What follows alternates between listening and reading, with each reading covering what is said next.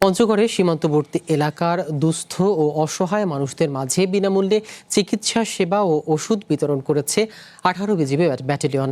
শনিবার দিনব্যাপী অটোয়ারির ধামরহাট আদর্শ বালিকা উচ্চ বিদ্যালয়ের মাঠে এই মেডিকেল ক্যাম্পেইনের আয়োজন করা হয়। বৃষ্টি উপেক্ষা করে বিজিবির বিশেষজ্ঞ চিকিৎসকদের সেবা নিতে ভিড় জমান স্থানীয়রা। প্রধান অতিথি হিসেবে উপস্থিত ছিলেন বিজিবির Thakurgaon sector commander colonel Mohammad Suruj মিয়া।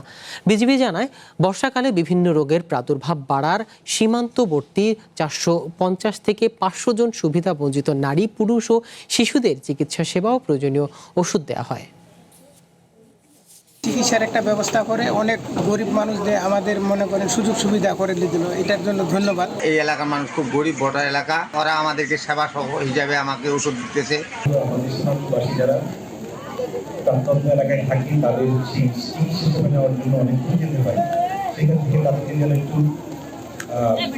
নিশ্চিতি দেওয়া যায়, কিন্তু আমরা চিকিৎসা সেবাটাকে সীমান্তে নিয়ে আসার চেষ্টা করি। চিকিৎসা ক্যাম্পেইন করে থাকি। আজকে সেরকমই একটা ক্যাম্পেইন করছি।